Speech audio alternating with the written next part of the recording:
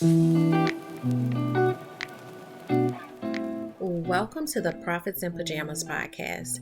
I'm Danielle Detiege, or Coach Danni D, and I help women to create luxury brands by creating processes and tightening their branding. This is where we talk about how to build your business in a way that allows you to work with ease and enjoy your life.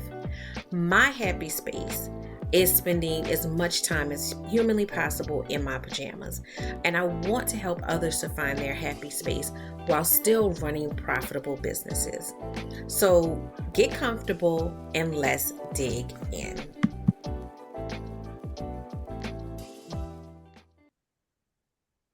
Hello and welcome to the Profits in Pajamas podcast. I am your host, Coach Danni D, always here trying to get everyone to that space of work-life balance, of joy, of fulfillment, living our own personal success stories. And I am so excited to bring to you today a wonderful guest. I'm gonna tell y'all all about Whitney in a second, but I just want to say, like, we kind of crossed paths. I don't even remember. Like, I think I might have reached out to you first. I don't remember, but at this point, we are absolutely connected. We have crossed paths, and I am going to be a guest on her podcast. I know she's going to tell you a little more about that later, but I want y'all to check it out.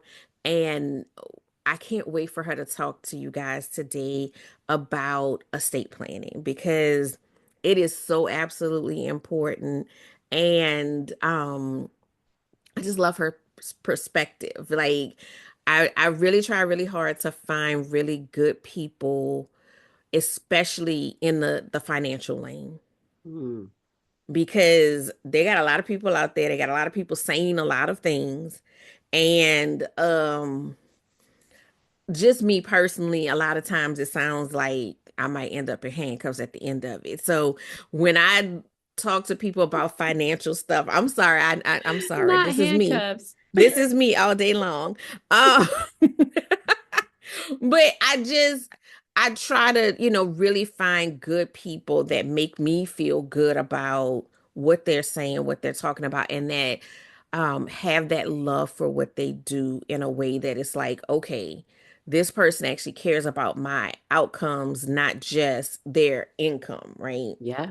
So Whitney Knoxley is the founding attorney of Wills for the People LLC, an estate planning legal practice in Atlanta, Georgia.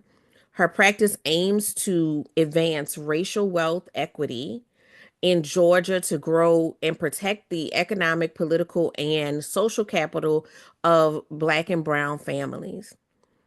Girl, Mm-hmm. girl. I'm gonna Yep. stop right there. I'm gonna stop on that sentence right there Yep. because 2025. Okay. Uh, Girl, 2025, girl. we We have to can look. stack. We don't have to say much more. We really don't have to say much more. We know that, in any time, but especially in this time, it's important that we're putting ourselves in the best situations, in the, best financial situations, in the best long-term situations, because, you know, it's happening. Everything is happening, but all we can do is make sure that we're taking care of self. So I want to welcome you.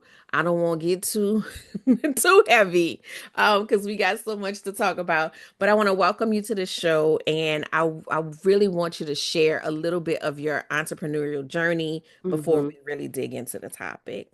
Yeah, thank you. Thank you so much for having me. Let me first share with folks that I think our first conversation, me and Coach Danny D's first conversation was several months ago, but she said things to me in that conversation that like bounce around in my brain on an almost daily basis. So I am so grateful. Like I have gained so much from just the short amount of time that I've known Coach Danny D. And I know that your listeners know because of obviously their listeners, they get you in their ear all the time. But you are really, your perspective has been really helpful for me. So I want to thank you for that. I'm honored to be on your show. Um, yeah. So Well, I just want to say thank you for saying that, sharing that. And strangely, you're the second person to say that in that same way this week. So that I'm receiving that. I have to take moments to receive, and Yep. I pause because I want the listeners to also learn to receive. There is some thing that sometimes makes us deflect instead of receiving. So I receive that. I Girl, receive you're that. Thank receiving the you. pour. I Yes. receive it. So, so my name is Whitney. My entrepreneurial journey. I quit my job as a civil rights attorney, um, in October of 2023. And I did that because the environment became toxic for me. Now the environment may not have been toxic for other people. I've had to learn that because I was on a soapbox for a little bit, telling people how bad the environment was. But at the end of the day, all I know is that it became toxic for me. I couldn't work there anymore. And in fact, they were managing me out. They didn't want me there anymore. So I was able to negotiate a mutual termination, get severance, and um, from there, I really had the capacity to be creative with what I wanted to do. And so for me, like my career, I'm very service oriented. I have worked, every job that I have had has had to do with serving poor and Black and brown people, either unhoused people, disabled people, people with addictions, people who are incarcerated. I don't know why. I grew up middle class. I do not share that experience. Um, but for whatever reason, I feel um fulfilled doing that work. That for me, it's even though it's not me, it's this knowing that it could be me. Yeah. It could be any person in my Yeah. family at any moment. So while I was working as an attorney a couple of maybe 7, 8 years ago, I got really into this idea of race equity within the workplace. And it was because of an experience that I had working, not with my colleagues, but with potential clients who came in and told me that I was pretty for a colored girl. And it was in South Georgia, and I I, didn't know what to do. I was mhm. young in my career, I was young in body. And I didn't have the tools to be able to speak back to that person about how inappropriate this was. And that launched for me this desire to have systems, have support, have conversations at work about what we look like and how what we look like impacts how we are treated. Mhm. Um, so I'm sharing that because that launched me into what became a side hustle of doing race equity, DEI, access work. So I have been doing that work as a consultant for about 7 years. And so when I left my job, that's what I turned to is that side hustle. That side hustle became a full hustle. Mhm. Um, but because I'm so interested in liberation of Black people, I was also doing some research around what our circumstance is here in Georgia and how I can use my law degree to advance us. And at that time, learned that Black folks in the United States have 6 times the wealth of, excuse me, white folks in the United States have 6 times the wealth of Black folks. In Georgia, where I am, white folks have 8 times the wealth of Black Wow. folks. But in Atlanta, this Wakanda, this Black Mecca, Right. white folks have 46 times the wealth of Black people, Wow. 46 times the wealth. And so I, Wow. I got into helping folks plan their affairs because, look, having an estate plan, having a will or a trust, it's not going to necessarily increase our income. Like, they're two different things. It can, depending on your investments and all that stuff and how you protect your investments. But what it will do is give options to the next generation if we are able to pass on our wealth and our assets. And in Black and Brown communities, this is not something that this is not a part of our culture in the way that it is for white folks. Um, Right. and so it became really important to me to uh, start having conversations with people about this. And so that's how I got into estate planning. So estate planning is, because I know there's going to be people listening who are like, I ain't got an estate. Estate planning is making plans for your stuff and your money. It Right. does not mean you need to have a big old mansion behind some gates on top of a hill. It means that if you own a house, it's making plans for what happens to your home. If you have children, it means making plans for who's going to care for your children when you die. And if you die while they are still minors, unfortunately, because that happens. Like Yeah. that Yeah. happens. And it means planning for what happens if you're no longer able to take care of yourself, but you're still alive. Like, then what? Who's Right. going to take care of you? Who's going to help you pay your bills? Where are you going to go? Can you Right. still live in your home? Do you need to go to a nursing home? What, like, so this is when I say estate planning, I'm talking about planning for ourselves while we are living, but also planning for our assets and what happens to those things that we own after we pass away. All right. So I I know it's have a a lot. few It's a things. lot. Yep, yep, yep. I got a few things. Okay, so I'm gonna go backwards, right? Mm-hmm. So the first thing I want to say, like, you're I love the definition that you gave of estate planning, and I'm very much an analogy girl, like, and this is not even an analogy, this is just real life. We all know what happens when somebody passes away, and it's the one person who trying to scoop everything, and then it's the fighting infighting if you got multiple siblings or multiple heirs, the infighting that happens there. It's all of these things that happen that could be avoided with estate planning. Like, Mm-hmm. it, like you said, it doesn't have to be that you got acres and acres and, all of these things going on. It could be something as simple. Like the other day I saw a post on Facebook about a bank account, and it was confusion over because it was a joint account between the deceased and somebody, but should that person never contributed to it, and so there's all of Mm. those different Yeah. layers. It doesn't have to be that deep, right? Yep. Yep. And it Um, also doesn't have to be that like uh, I don't want to say official, but official.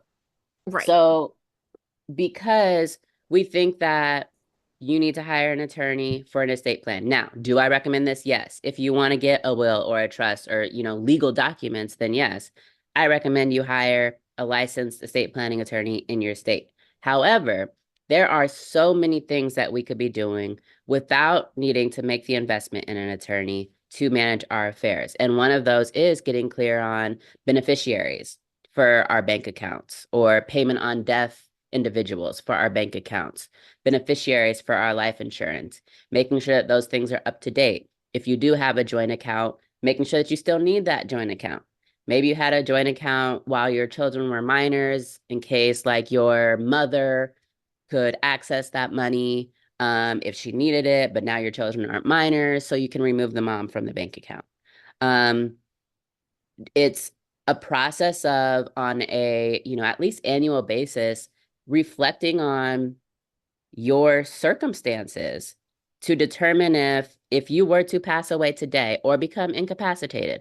So incapacitated means if you're not able to suddenly if you're not able to take care for yourself or make, financial decisions for yourself, what happens?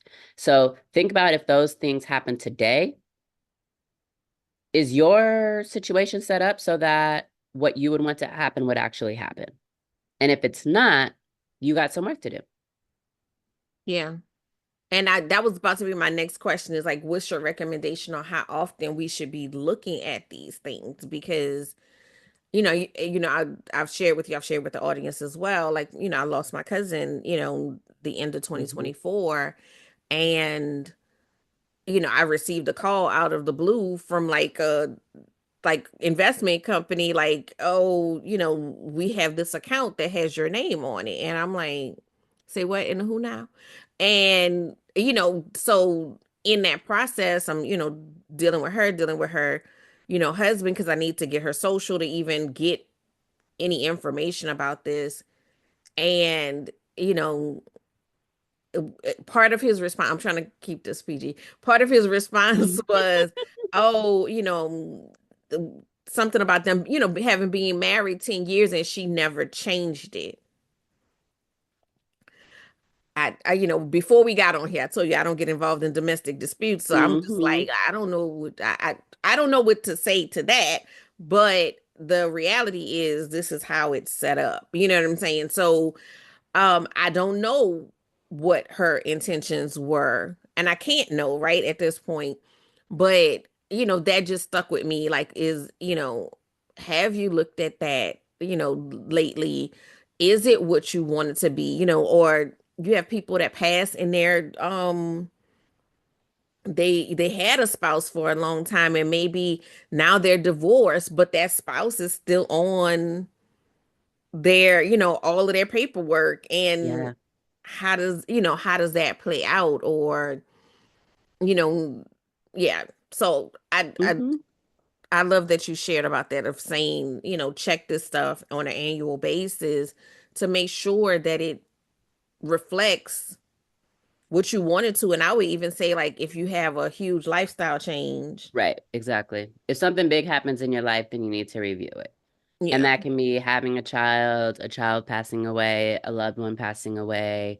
It could even be, I don't know, a new job or a new purchase. So if you've now bought a home and you have a mortgage, do you need to make changes in, for example, your life insurance?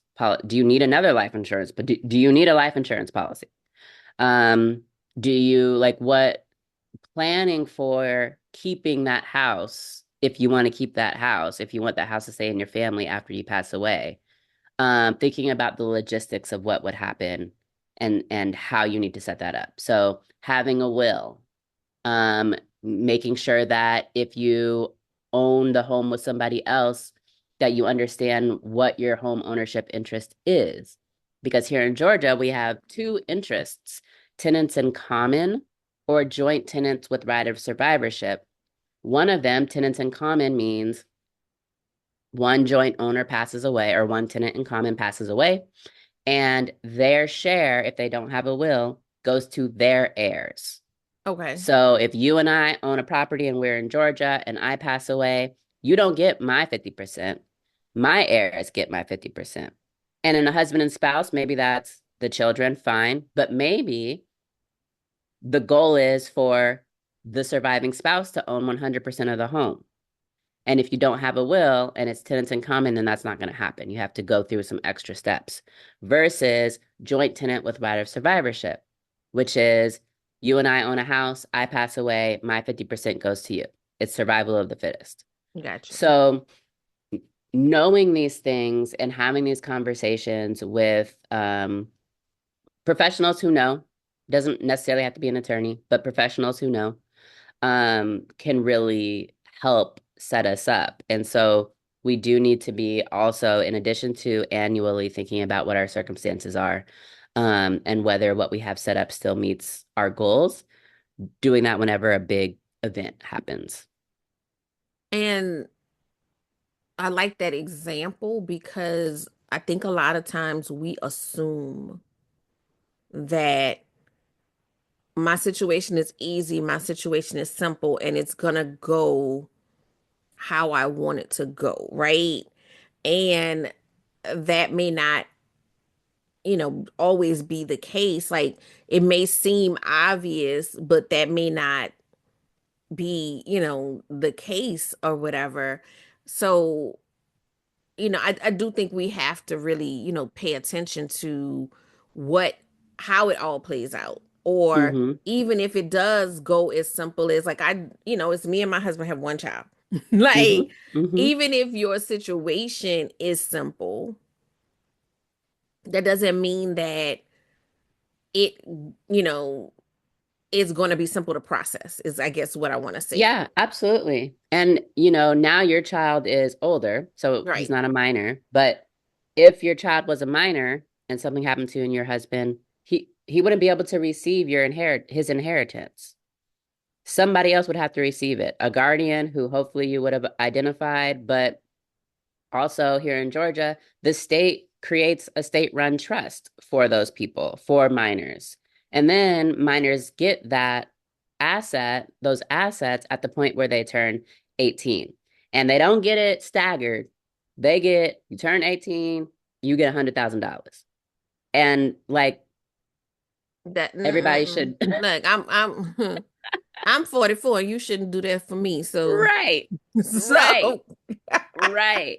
So planning is really, really important. But I want to talk about entrepreneurs because we are in a unique situation. Some of us are coming from jobs where we are used to having employee paid everything, employee paid medical insurance, employee paid long-term care insurance, short-term disability insurance, employer paid retirement or matched retirement. And as entrepreneurs, we got to provide that for ourselves now. And it was a wake-up call talking about my entrepreneurial journey to discover just how expensive healthcare is, health mhm. insurance. And finding a plan. Like, I don't know if folks know this. I'm sure most folks do. But if you're about to jump out on your own, I'm going to tell you, you cannot buy on the private market health insurance that's as good as your employer sponsored Mm-mm. health insurance. You will pay a crap ton of money for health insurance that's like half as good as what you're used Right. to. Um, like it's just not available. You can't even pay tons and tons of money for it. And so that's a calculation that we have to be making, like financially, but also when we're thinking about our care.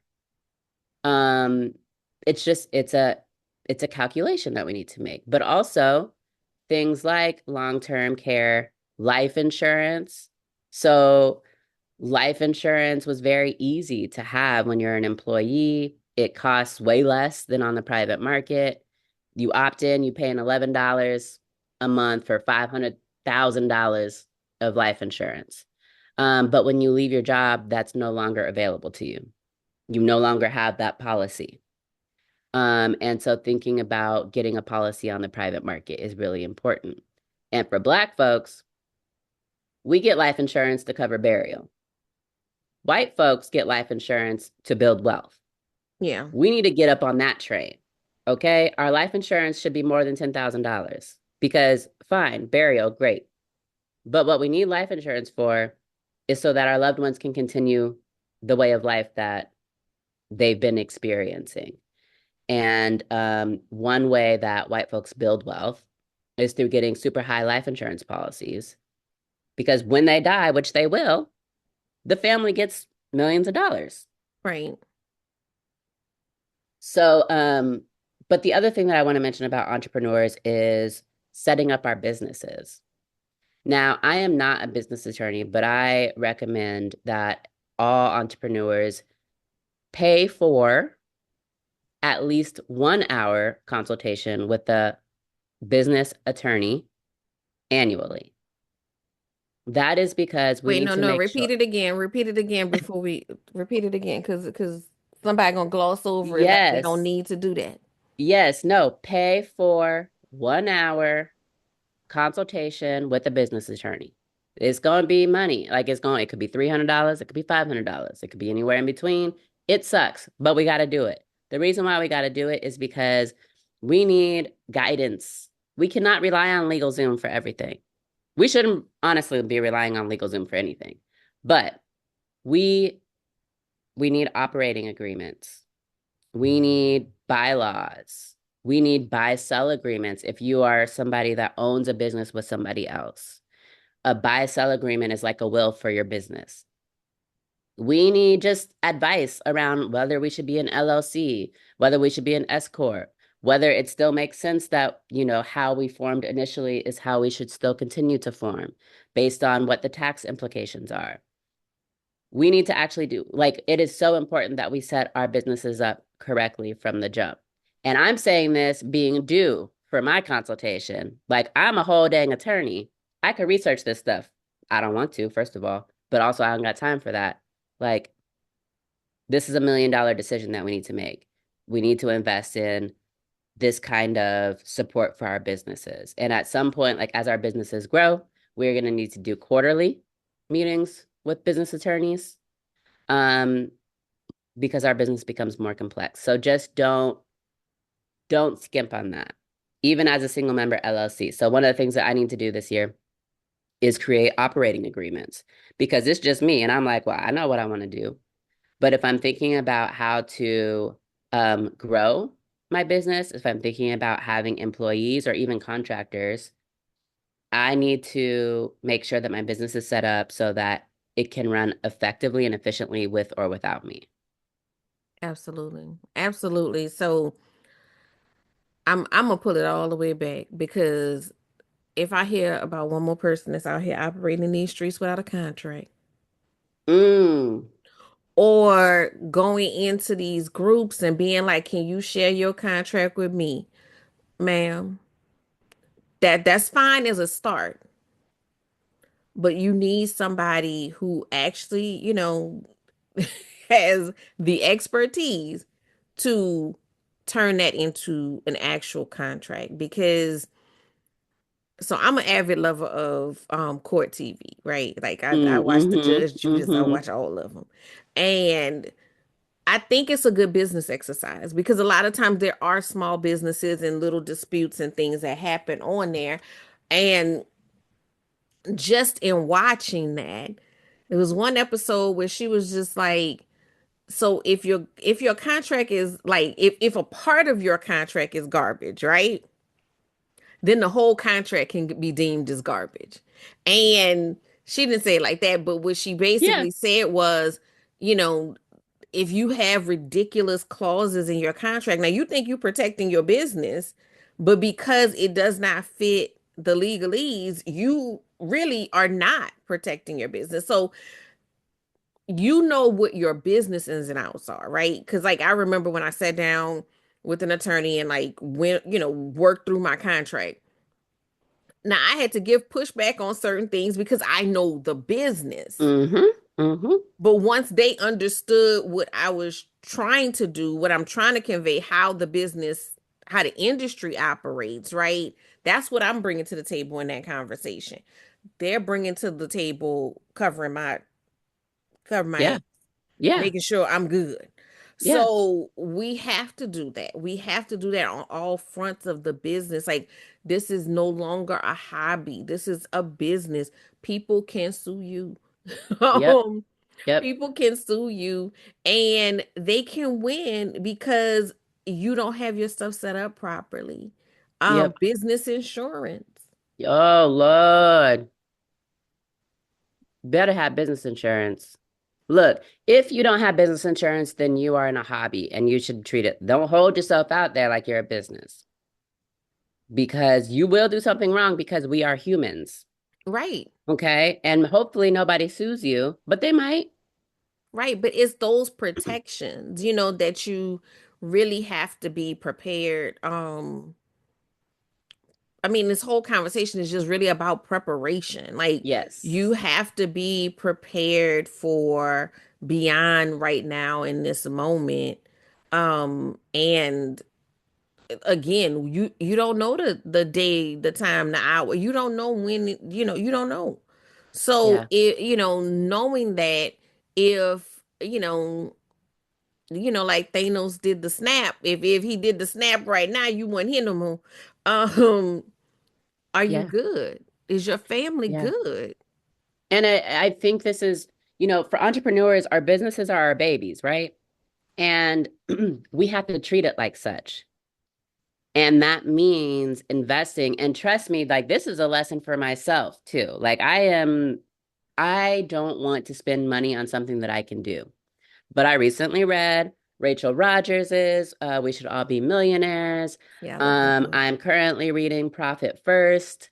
Um, Two amazing and books. Two right, amazing, amazing books. right. And I'm learning things about what we need to prioritize, about making $1 million decisions. So making decisions about our personal lives or our businesses that are going to make it easier for us if we can afford them. So for example, I said, I'm an attorney. I could look up business law, but that's not my area of expertise. I don't have interest in it. I don't want to spend the time doing it. So I need to go ahead and invest that $300 in a consultation. The same way that I'm too tired today to go to the store and pick up my groceries, I'm gonna do an Instacart. Right. Like and because I'm an entrepreneur, I got a cajillion different things going on, right? And so my time is valuable. My time is precious because there's only so much of it. So it's really thinking about how do we protect our business, protect our family, and it's just really important that we are not being cheap, that we're not, Right. because that's me. Like I will go and copy something online because it's free, Right. you know? But there are resources. I want to share one resource. The Smithers Law Group, they're based out of Atlanta. They were a season 3 sponsor of my show, Impostrix Podcast. They're business law attorneys, and I'm not saying hire them, but what I am saying is they have a contract bank specifically for entrepreneurs and creatives where Mm-hmm. you can, right now, the price is $250. I don't know if it may have gone up, but you can go purchase a contract, a fillable contract that was created by a business attorney and then consulted with who, like a person within the field so that Mm-hmm. they know, like you were saying, because sometimes it's like, the attorney doesn't know what goes into the business and the Right. relationships and stuff like that. So she's consulted with, the professionals in that line of work. Um, and it's a contract that's editable. And so if you're somebody that needs to hire a photographer, or if you're a photographer that is contracting their services, you can have a contract that you're using over and over and over again, and you can trust that it is a good contract. So it's Smithers Law Group. And you can just Google their contract bank. And it's a good resource for folks who don't want to have to go to an attorney every time they need a contract, but want a contract that they can count on. Yeah. Yeah. I mean, knowing that it is, you said about like, and we all have those moments where we want to be cheap, but Mhm. we also have those, for lack of a better way to say it, moments of arrogance where we feel offended when people want to be cheap with our services, right? Girl, why are you speaking to me like this? I'm just being real. Like we like, oh, Yes. I'm not spending that or whatever like that. And then the Yep. second somebody objects our prices, they cheap it. That is Right. Why does it cost that much? right. So we got to get out of that. If we expect our clients to spend money to get what they need to get, then we have to do it as well, especially when we understand that that money is protecting us long term. Like I think a huge mindset shift is that long term, short term, Yeah. or I think sometimes if we're not paying money for, tangible goods, we get weird about it. Yep. But just in the same way, whatever your field is, you have a level of expertise that the average person does not. You know, every time I talk to somebody and they find out that I do balloon decor, they're like, "Oh my God, I tried to do this thing for my child birthday party and I was doing it for 12 hours. Oh Oh my my God. God." And I'm like, "Yeah. Yeah, Hmm. because that's not what you do every day, right? Like, not saying that you can't do it, not saying that, you can't figure it out, but it's not You what gonna you do spend every 12 day. hours. You spent that 12 hours doing that one thing that may take me, 30 minutes to do because I do it all the time. Hmm. Um, you're going to somebody who is versed, because like you said, you could look it up, but you're looking it up in a vacuum. They have Yeah. full context because that's what they Yeah, do yes. all day, every day. So there's something that they may see that immediately they're like, no, you got to change this to this because of this, that you're never going to think of. Yes. So just pay the person that does the thing to do the thing. Like, just Yep. the investment is worth it long term for you to be able to continue to grow your business. And at the end of the day, it's either time or money. Right. And you said the word investment, and that is exactly what I was going to say. This is us investing in our businesses. And as far as personal estate planning goes, it's us investing in our legacies. It is not cheap. Don't expect somebody to be able to do a $400 will. If you only pay $400 for a will, I mean, that's expect for something to be wrong. Mm-hmm. Expect for something to be not what it should be. It is an investment. And so what that means is we need to save. We need to Mm-hmm. save. I'm not saying that all of us have money to be spending on professionals for all this stuff. Certainly, many of us don't. But what that means is when I got my operating expenses account, that I need to set some of that aside to be able to spend money on the consultation with the attorney. That needs to be factored into my operating expenses. I must step on some toes real quick, okay? Mm-hmm. This is not Whitney, this me, this me. Um, and that's why y'all need to reevaluate your pricing. Oh, Lord. Ooh-wee. Because as a business owner, all of these things are factored into your pricing. Yes. There are, just like, people say they're hidden costs, they're hidden expenses, right? All of these things should be factored into your pricing because again, like you said, if you don't have these things in place, you're just a hobbyist. As a business owner, these things are essential to have in place. So if you are, and not saying that, I mean, look, we are entrepreneurs. We understand the Mm-hmm. ups, the downs, the ebbs and flows. So again, not saying that you always have it just sitting there like that, but if you're not considering that when you are pricing out your products or your services, then you're doing yourself a disservice. You're going to always be in a position where you say, I can't afford X, Y, and Z. But if you can't afford the cost of doing business, then again, we back at hobbyist. Yeah. And I am the queen of having too low prices. And it's because, what I learned from We Should All Be Millionaires, Rachel Rogers, is that I had a mental, I don't know, situation, idea about what it meant to have money, even being middle class, right? So I wasn't rich, I wasn't poor, we had enough. But because of my passion and my calling of working with basically disadvantaged people, I felt like if you had money, you were bad. Mm-hmm.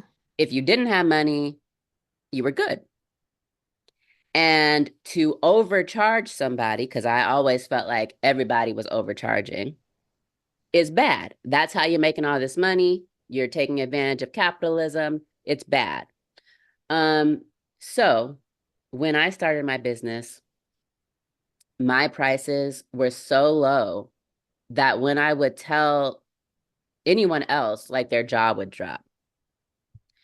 I'm talking about I started my business doing with legal Zoom prices, because I'm thinking to myself, nobody, this resource of having an estate plan should be accessible to everyone. And I do believe that. However, if I'm not charging enough, not only do I not have enough income, but I don't have enough for all the other stuff that I need, for the softwares that I need, for the materials that I need, for the new printer that I had to buy because I'm printing out your 108-page trust documents. For the ink, I got to go buy toner. It's $150. Like, I could not, I've raised my prices 4 or 5 times in 6 months because as I am getting deeper into the actual business of being an estate planning attorney, I'm learning more about what these fees are, like what my expenses are, and that I need to have I need to have higher fees. But it's also as far as the mindset that I was talking about required me to do some investigation into why I Mm-hmm. think rich people are bad. And why I think I'm not worth being rich or being wealthy or having money so that I can go consult with an attorney if I need to. Um, and it's been interesting. It's been a shift, not feeling guilty charging thousands of dollars for a service. It's that's work that we have to do. But again, to your point, we if we want to be in business and if we have a service that like we need buyers. Like we need people who are gonna Mm-hmm. buy the service, and I can charge $500 for a will if I'm gonna have 50 people a month, Right. Right. but I'm not. I'm not even gonna have 10 people a month. I'm gonna have like 3 or 4 people a month if I'm doing well.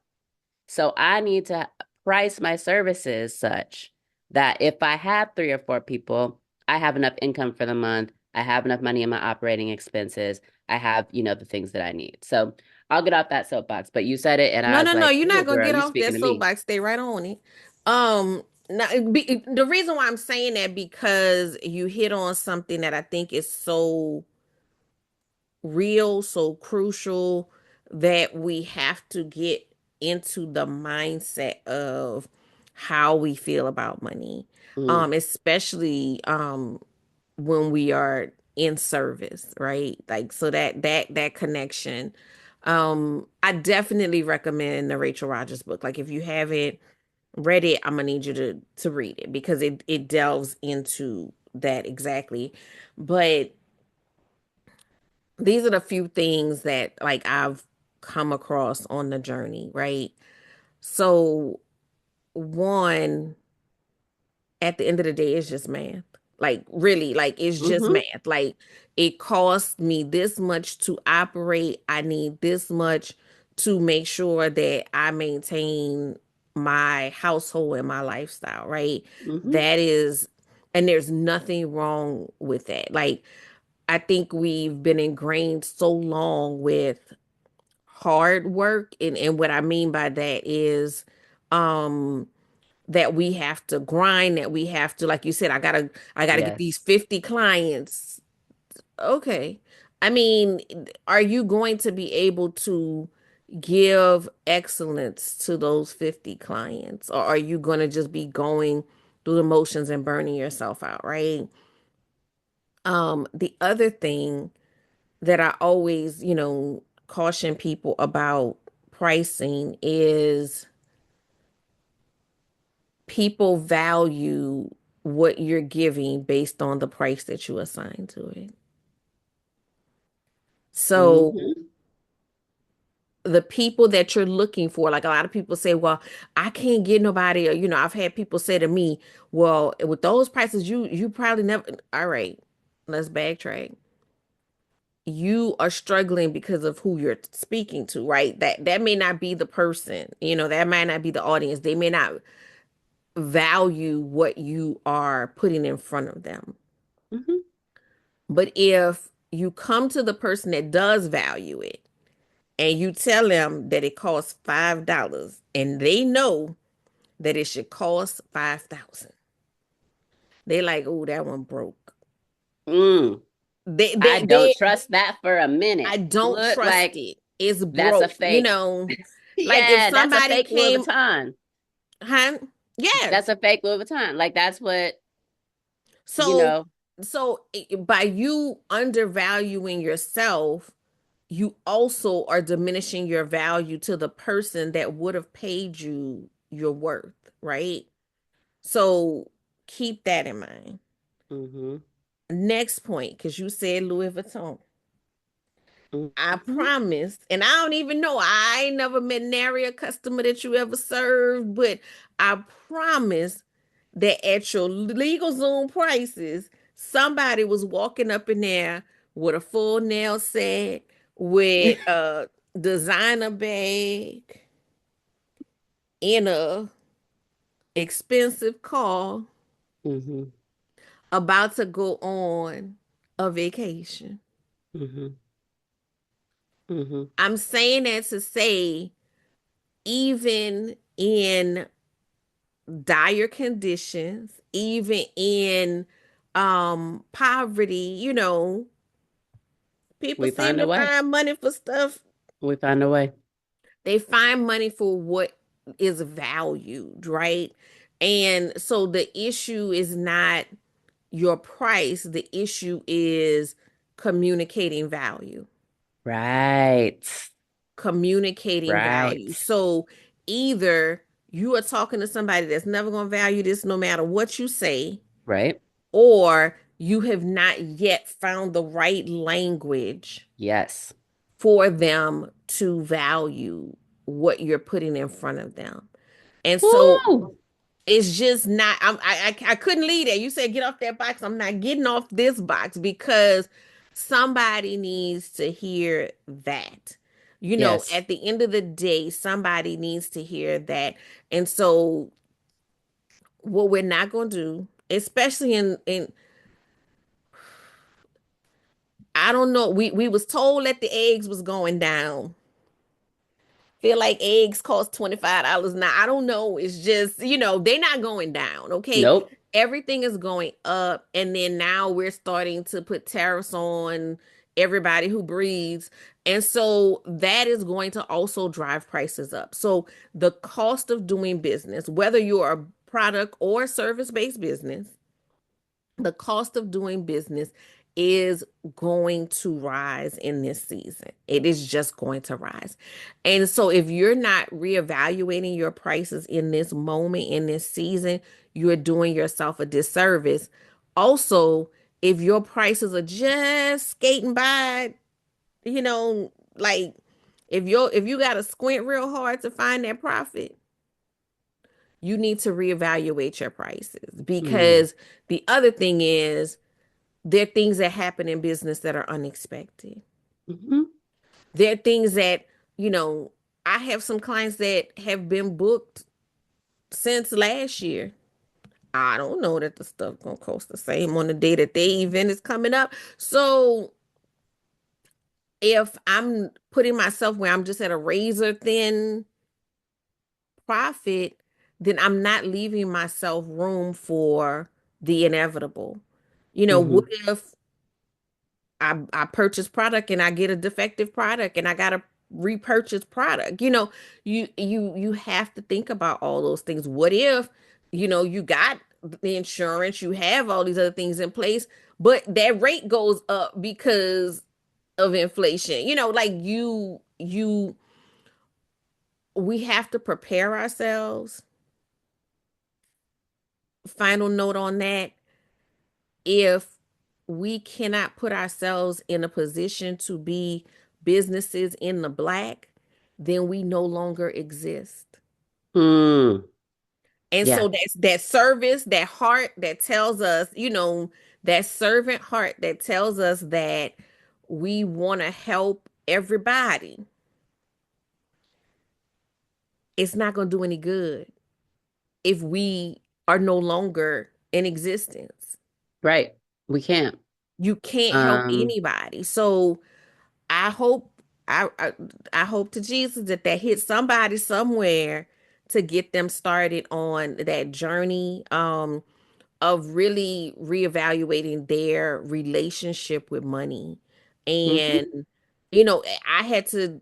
deal with that as well. Because like even when I started reading Rachel Rogers' book, and she's like, talking about being a millionaire, and I was just like, I just need to make sure, my little situation is straight. Yeah, yeah. Like, Like, I don't need all that. I don't need Like, all of you're that. doing Like, too much, girl, Rachel Rogers. like this is a little extra. I don't need all that. And then she was like, "What you do?" And I was like, "I do." Like, girl, I do. The world is expensive, and if I had more money, I could help more. Exactly. You can put yourself in a position to where you could have scholarships for people who are really in need of your services but can't afford them. But you can't do that if you just rubbing two nickels together. Like that's not going to Exactly. work. So, Yep. um I'm gonna say just, there's a couple of episodes I'm gonna say for y'all to go back to. So one is Tiffany McKinney in the first season. I don't know what number it is. I'll put it in the show notes. She does pricing. She does pricing for profit. That's her thing. And we talked Mm. about that. Um Ariel Dean, we talked about investing. So investing to Mm. give yourself a little extra runway and cushion so that your business is not like you're not so tight in your decision making because you're trying to, get this money and get this money in. So go back to those episodes. And I did one somewhere, I don't remember, about I did Rachel Rogers audiobook as well, which was Mm. really good. Mm. It was just on Audible, and it was I think it was really like a condensed version of the larger book, Okay.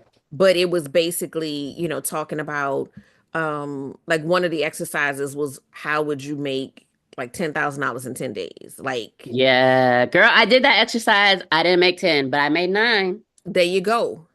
You see, like, so we need to change our perspective around money. Um, estate planning, like it is important. We need to look at that as well. Like you said, it's not enough to cover just the funeral. Like that's just not going to cut it. I mean, when you were talking earlier about that, I thought about the example of that it turned into a whole news story. It was like an episode of Oprah, and she gave away, cars to the whole audience, and they're like, you get a car and you get a car and you get a car. And then, but these people didn't realize that they had to pay taxes on this, even though it Mm. was a gift, they got to pay taxes on this Yeah. gift. And depending on their financial situation, they don't have car tax money, so you have to think about that as well. Like, you may have stuff for your family members to inherit, but all of Can they that, afford it? right, all of that has expense associated with it. So are you really putting them in further debt as opposed to, giving them a leg up? Right. And that's a great point that I want to stick on for a second, which is when we are estate planning, when we are doing our wills and our trusts and our whatevers, make sure that the people that you are leaving stuff to do have the capacity and the capability to manage those things. And even when we are choosing, for example, our executor, the executor in a will is the person that is going to make sure that everybody gets what they're supposed to get, but their job is also actually filing the probate. Okay. Because even though you have a will, your family is still going to have to go to probate. So they're responsible for navigating that legal process. You need to make sure that these key people within your estate plan are like physically able to do the thing, they are mentally able to do the thing. And if you're leaving a house, that they are able to afford a mortgage, unless you're going to pay it off, which is Right. great. You can put in your estate plan, uh, I want the mortgage paid off with assets in my estate. Great. But if you don't plan on doing that, and like your goal is to keep this home in your family for another generation, then you need to make sure that they are able to afford the home. And if they're not, and nobody is, then manage your expectations. Maybe adjust your goals. Maybe the home isn't so important, but the value, the equity Mhm. is. Yeah. And having that money is important. So yeah, it's oftentimes I get people asking me questions like, how do I choose my agent for the financial or the healthcare power of attorney? It needs to be somebody who can make financial decisions, who you trust with money, who manages their own finances well. How do I choose somebody to be a healthcare agent? Well, are they there? Are they in the same state that you live? Right. Do they answer their phone? Don't Because put me that's how they're down. going to be Don't put me contacted. don't put me down because Right. Like that's how they're going to be contacted by the doctor or the bank. They're going to be calling. So I have a sibling who does not answer their phone. that's So that's me. that's you. That's me. So I it's mean, if thinking I don't about know the like, number, right, I exactly, mean, leave a exactly. voicemail. I'll call you back, but Yeah, and that's fine. But like people who are constantly losing their phones, who cannot keep yeah. up with the dang Or phone. changing the number all of the Yes. time, all of those different Yes. things like that. Like, who is the responsible person in your family? Like Right. let's start there. Like, the flaky person is not the one that you want. And then who knows what your wishes are? That's the other thing. Have you had a conversation with these people? Because some people think, especially in our communities, like first talking about death is, it's going to curse us. Right. But also, if I share with you what's in my will, then people are going to want to kill me to get their will. Like Right. that's what people think. I have clients who get really upset when other people know what's in their will. Um, but you should, at the very least, be having conversations with the key people, the people who are going to manage your affairs, to let them know that they're going to manage your affairs. Right. Right. Because like ask them. It's a question. It's not an assignment, it's a question. Because they can always say, nope, Like, no, no, thank you. thank you. Right. Right. And then that's a whole nother process going on. Like, I don't want none of this. Like, I mean, Because it can be a lot of work. It can not be a lot of work, but it also can be a no, lot of work. like a few years before my dad passed, he was like, "Oh, I'm gonna put your name on everything," and I was just like, "So, yeah." I mean, because my dad got all of these like different kids in different situations. I'm like, I don't want to be in none of that. Like, I don't, I have no desire to be in the middle of all of that. Like, Yep. and so, yeah, so I think that definitely you're right about that. I think, um, I also think because, this, came up with like with my cousin passing, I think that you have to, even once you put a person, like this is my person, and I mean, I guess that's up to your comfort level, but I feel like you need to let all of the key players, whether they are the person or not, know what the play is, right? Yeah. Because don't put that person in a situation where they're having to fight for what you want. Right. And Right. everybody have their own opinions about it or whatever. So, Right. um or even like with my grandmother when she passed, like she had a will, she had things like written out, and I realized that I'm like, that ain't enough. Like, you need to go deeper, because it was like, confusion about, well, what is this for and how should this be used, and or there were things, again, back to the whole joint account thing. Me and her had a joint account. She didn't Mm-hmm. include that in the Mm-hmm. will because I Mm-hmm. don't think that she felt that she needed to. Mm-hmm. But then I had to explain that. Right. I'm That the like, the estate has this much money minus this money because this money is mine because I'm the owner of the account. right. I'm like, but it wasn't like, I mean, first of all, the amount that was in there was so nominal that it was like Mm. ridiculous. Mm-hmm. But other family members didn't know even why me and her had this joint account, right? Mm-hmm. Mm-hmm. Um, I mean, if they paid attention, they could have known. My mom passed when I was really young. So I was 6 years old. My mom passed away.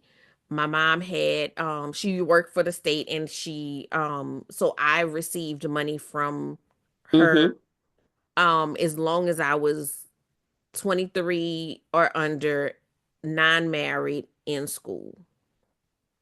Well, when I turned 18, that money switches over to me. Mm-hmm. My grandmother was taking care of me. I'm living in her house, whatever like that. I was like, you've used this money to raise me. This is your basically income. So we opened a joint account so that she could maintain that money. I didn't think that was up to question, right? Like, Yeah.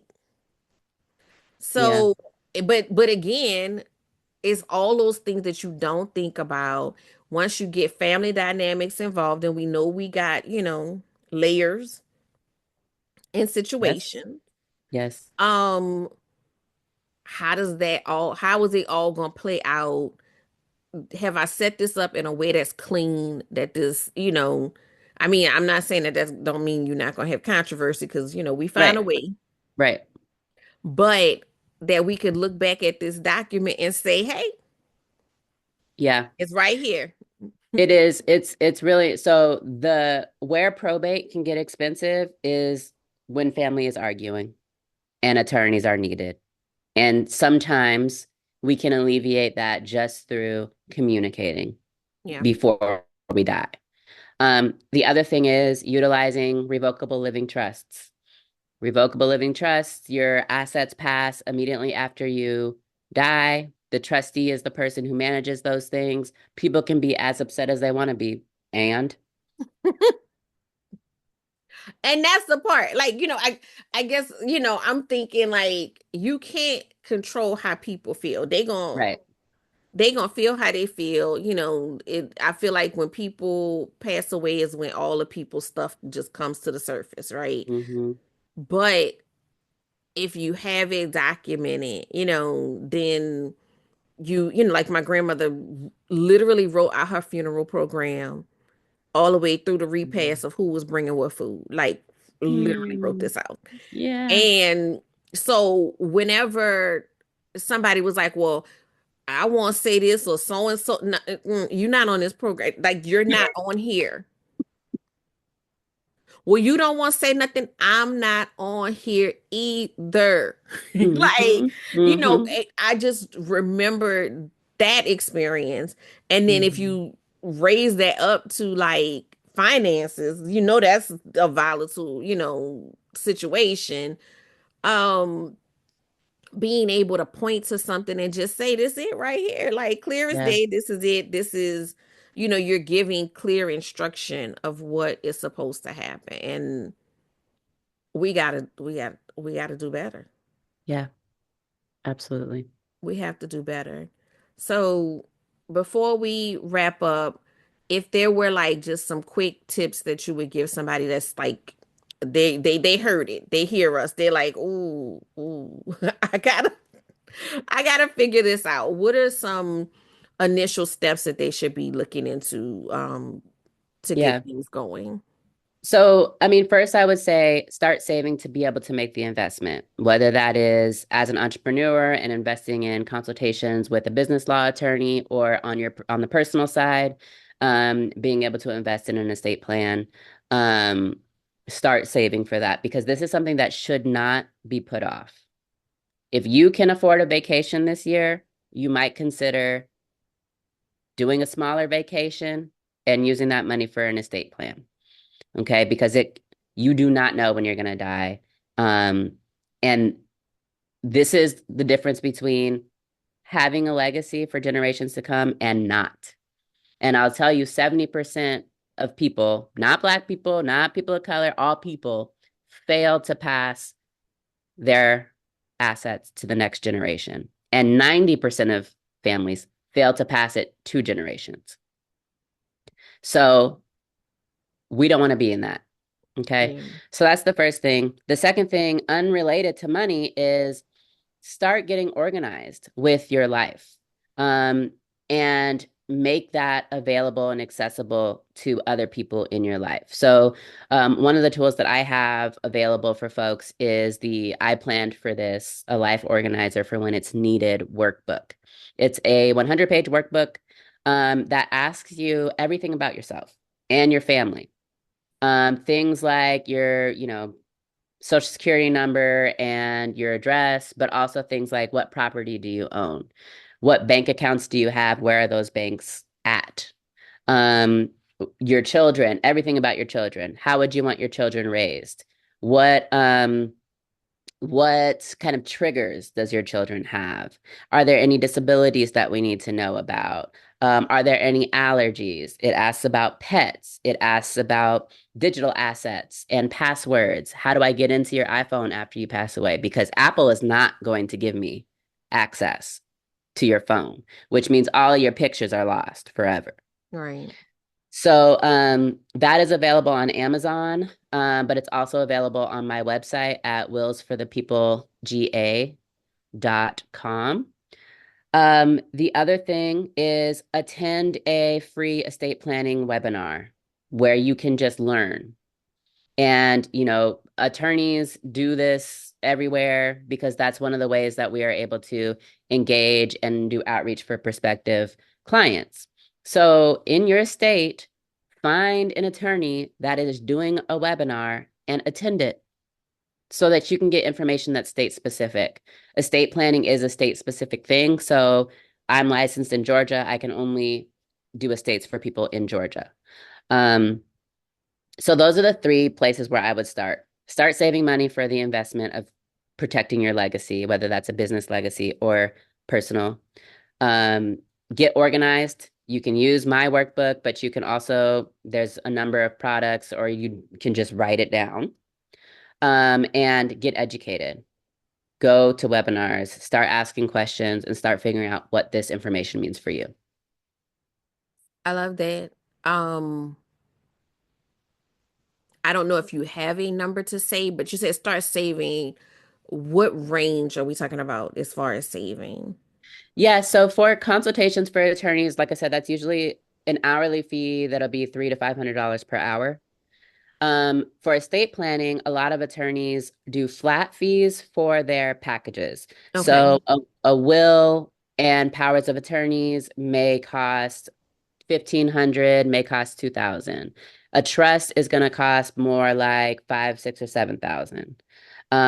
Depending on how large your estate is going to depend, or how complex your estate is going to depend on how much your plan will be. But we are talking about, roughly the cost of a vacation.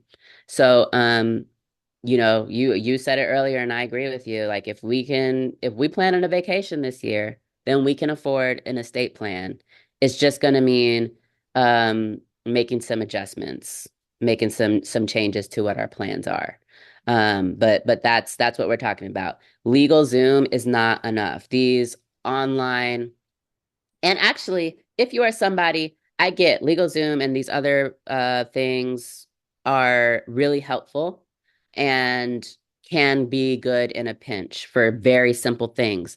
But a lot of my clients wind up being people who want me to review their documents that were created by LegalZoom or ChatGPT. And I need to tell them all the ways that their document is insufficient to meet their needs. Um, these documents are not created for you. They are created for anybody, Right. and you're just plugged in. Right. So if you are somebody that has gone that route, I strongly encourage you to pay for an attorney to review your documents to let you know whether this document is actually sufficient to meet your goals. And I mean, I'm always going to advocate for paying for the right thing instead of like Hmm. patching together wrong things, right? But especially in this case, because once you go, it's not like we could just go get you up out the ground and be like, girl, come here, help Hmm. me figure this out. Like, so, you're trying to do this honorable thing and leave something behind for your family. You don't want to like, them to realize when it's most crucial that you didn't do it right, you Right. know, That none of this stuff means anything. and you got just assets just sitting in just floating in the air that like can't be passed down or can't be handled in the way that you wanted them to be handled. So Right. Right. I know there are Like, going to be people listening to this saying, I got to trust, I'm good. But are your assets funded into your trust? Because mm, that's the thing that LegalZoom apparently does not tell people. One of the see, biggest issues that I see when I review trusts is that the trust doesn't actually own anything. If the trust doesn't own anything, nothing is going to be passed according to what the trust says. mm-mm. Your family's still going to have to go to probate court. Don't get in over your head. Like, Mm-hmm. being cheap can cost you. Being cheap Mm-hmm. always costs you. I'm just gonna be real. Being cheap Mm-hmm. costs you. Don't get in over your head when you can sit and talk to someone who can walk you through this process. Um, I'm very excited about the workbook. Because I recently, again, my cousin passed and made me think about all these things that I hadn't been thinking about.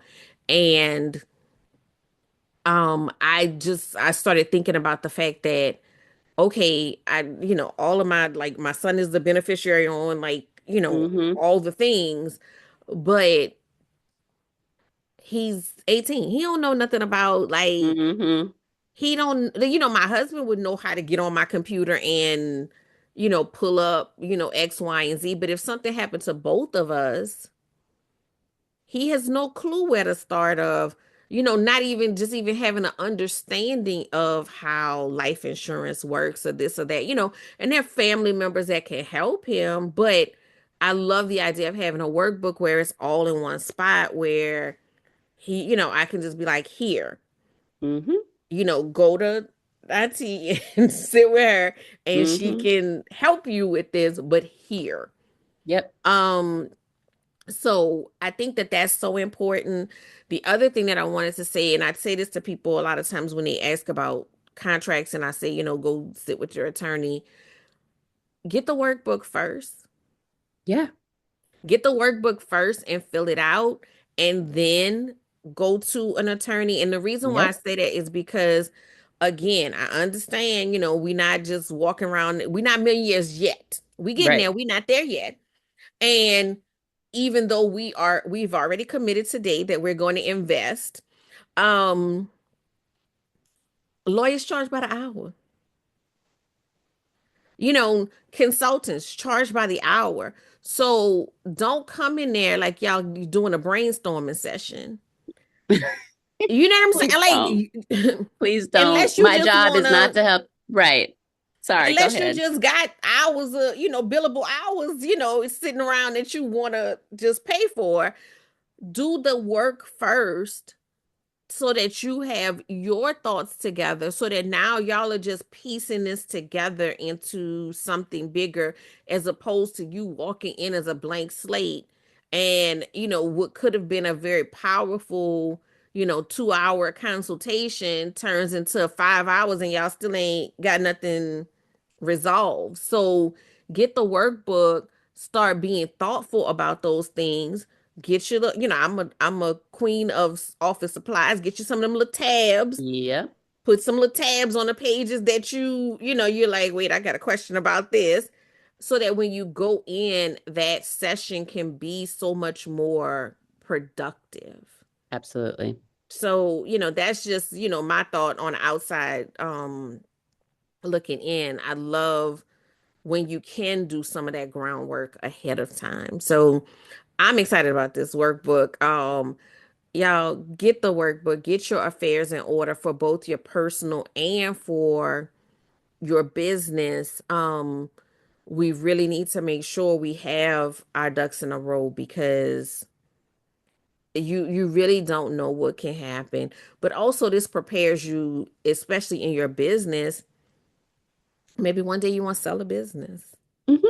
It's the same information, that you have to be thinking about to put your business in a place to be, sellable, that you need to have in place to make sure that your business is scalable and Yep. that it's protected. So, Yep. Or that um, it can be liquidated. yeah, Because maybe, like for you, maybe your son don't want to have a balloon he business. don't. So, so if you and your husband pass away, and maybe your husband don't want to run it, He right? don't. He So if don't. you It gone, stops with me. Right, right, right. So then making sure that you're able to pass off this basically the package. Like you want to consider your business a package that you could just pass off and then somebody else can take it and sell it.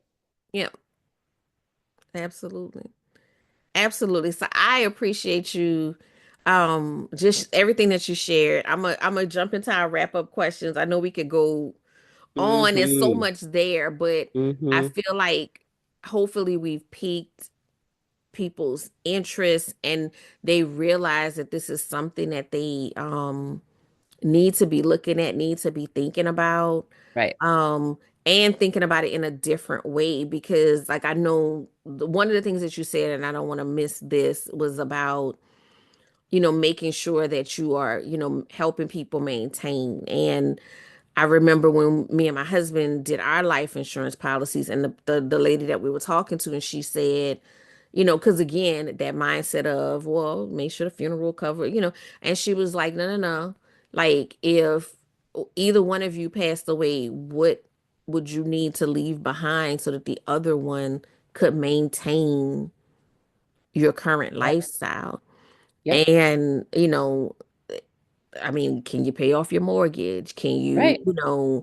Can you pay Continue your your bills child in next month? right. Continue your child in private school if they're in private school. Right. Or their AAU basketball where you gotta pay all the things all every month. And so I'm gonna tie two things together because I'm gonna tie back, the whole Rachel Rogers thing and this, like, one of the exercises, I can't remember if it was in the book or in the Audible, just doing both, it'd be fine.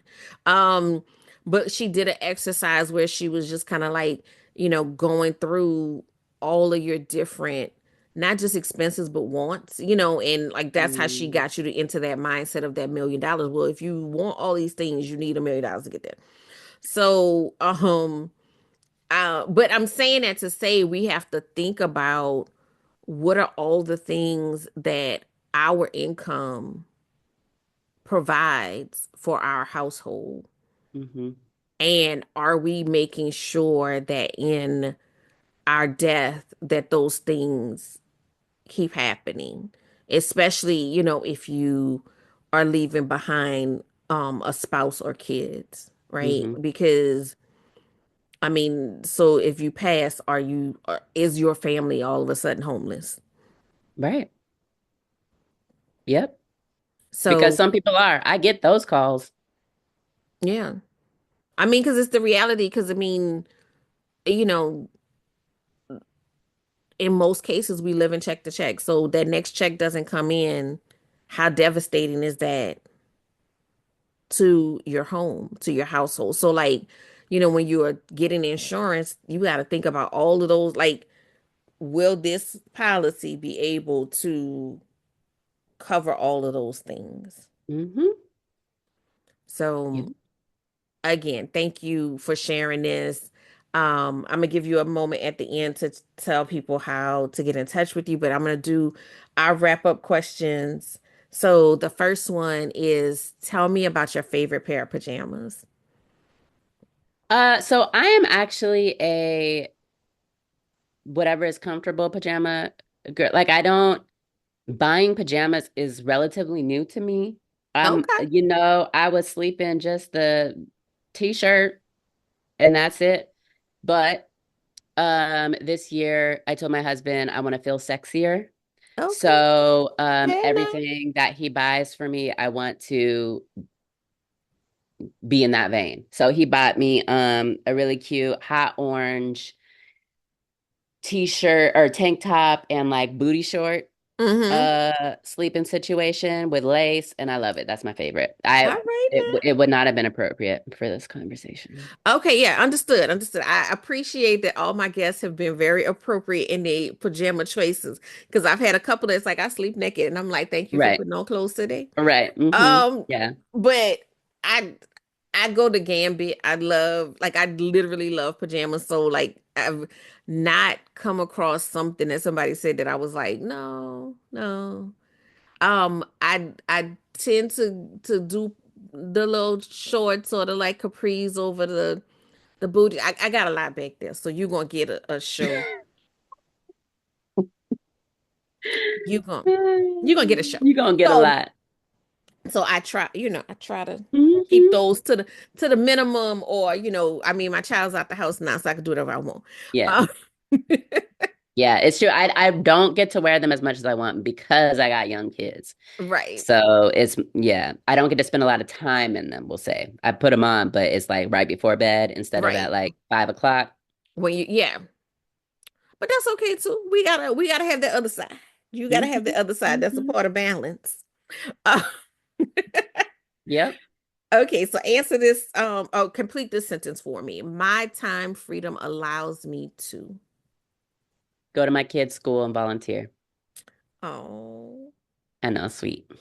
it But is. today it allowed me to sleep in. Slept in till 30 minutes before we started talking. I love it. I love a nap, and I love. Um, I'm not a morning person, so Right, exactly. I am not a morning person, but I love that you're able to be at your kids' events because, I remember when my child was that age and you got to take off and this and that, and then the school just to tell you 5 minutes before the event that the event is Girl, y'all know I got a job, y'all don't care. right, Y'all just don't care right. at all. Like And they I like didn't, tomorrow we're right. having a play. Y'all been practicing for this play. Y'all just okay. Yep. Yep. And I didn't realize how much that would mean to my kid. Like he loves it when I'm Yes. able to come to his school for any reason, really. It's like he likes showing me off. I know that's gonna end. Well, yeah, over time, then it's kind of like, hey, that little shy, hey, like I see you. Don't let nobody know we together though. Okay, all right, thank you. Um, but no, it does. It really does matter even when they get older, when they act like they don't care. My son was doing a tournament and I was going out of town. So the tournament was like a Thursday and a Friday. It was like, no, they went up on Thursday, but Thursday was just a setup day. Mm, And then it was Friday and Saturday was the actual tournament. And I was leaving out of town like at like 6 a.m. on Saturday. But it was in Mississippi. I'm in New Orleans. So it was like a 2-hour drive up there. So I went up on Friday. We spent the day Friday and then we came back. But like when he saw me, like his whole like face mm. lit up and I was just like, this was a very like hard day, Yeah, yeah, but I wouldn't change it for the world. Like yeah. it was definitely worth it and I didn't realize like, I mean, I tried to make as many events as I could even when I was working, but I guess, you don't realize how much It they means, value that. yeah. Hmm. So I love that being able to be present in their lives. All right, so what is the best advice you would give someone seeking a profits in pajamas lifestyle? We touched on it today, which was make your profits reflect, I mean, sorry, your prices reflect the lifestyle that you're trying to live. Yeah. I mean, you talked about Rachel Rodgers's the one exercise around like what do you want basically and how much money do you need? And that is when I realized I actually do need to be a millionaire because what I want is a beach house. Could be a beach condo. I want to live on the beach. Like that is me and my Right. husband's like that is our true goal and we want to do it before retirement. We don't want to have to Right. wait till we retire. But do you know how much these beach condos, Right. Right. houses, apartments cost? They are not middle class lifestyle purchases. Um, so I legit do need $1 million for that to become a reality. Yeah. Yeah. Yeah. I mean, I that don't know what I exercise was was like eye opening. Like, right, I'm like, well, girl, girl, right. I don't know. Like I truly thought that I was gonna be living on a beach with a little nonprofit salary. Mm-mm. the math Not not unless I'm mathing. inheriting something from somebody. Right. The math not mathing. And so Mm-mm. we just have to think about it that way. And, one thing that I will, say because it's just one of those things that like irritates me when I see it And I understand it, but we have to do better. We have to stop disparaging other people's pricing. Mm-hmm. Mm-hmm. People come to their pricing for whatever reason. Now, if you're not providing the service that you are saying that you're providing, that's a different conversation. But when we feel inadequate, instead of dealing with that, we try to attack the person that is actually charging what they should be charging. Right. It's not an emotional thing. It's not a random thing. It really boils down to what is this costing me and what do I need to be making as revenue, right? And we have to take that emotion out of it so that we can get there, because it's the answer is never going to be I just need to keep working harder. Like that's not the answer. That is the psychology that's been instilled in us that keeps us broke and broken. Mm-hmm. Yep. So yeah, definitely we have to be pricing for to achieve the lifestyle. Yep. Okay, so how can people get in touch with you? How can they get in touch with you? And I know you spoke about the workbook, and we're gonna put a link in the show notes about the workbook as well. Yeah. So two things. So I got a couple of projects. I got my estate planning business, Wills for the People. The website is Wills for the People GA. Again, I can only serve people who live in Georgia. So if you are somebody in Georgia, you're listening to this and you're interested in talking more, definitely go there, hit me up. I also have an Instagram. It's Wills for the People. But secondly, I have my podcast, which is called Impostrix Podcast, Impostrix. And you can find me there, impostrixpodcast.com, or on Instagram, Impostrix Podcast.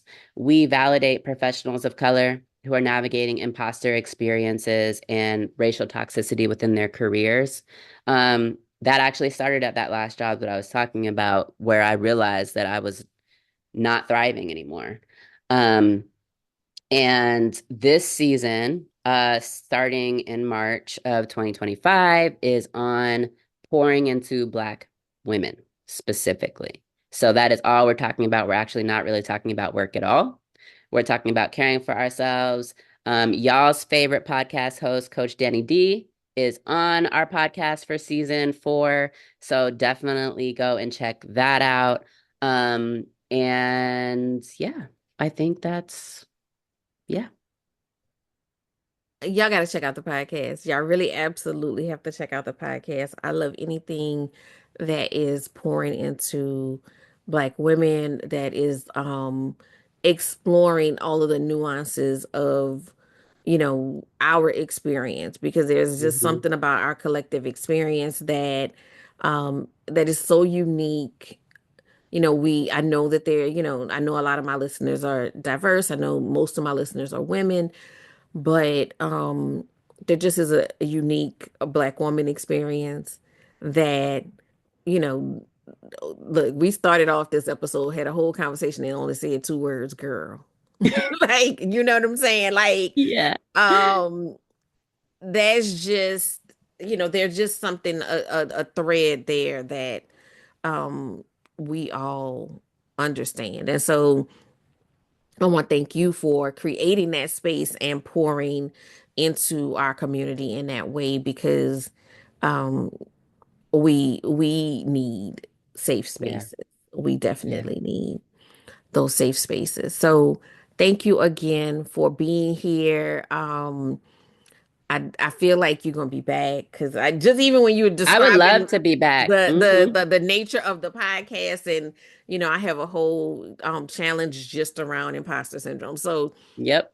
I would love to have you back, and I'm so grateful to have you as a part of this community. And we really do keep a community going of all of the past guests. So it's Mm.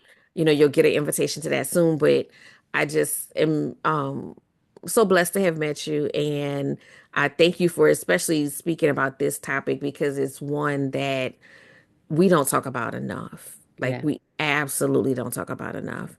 So thanks again for being here.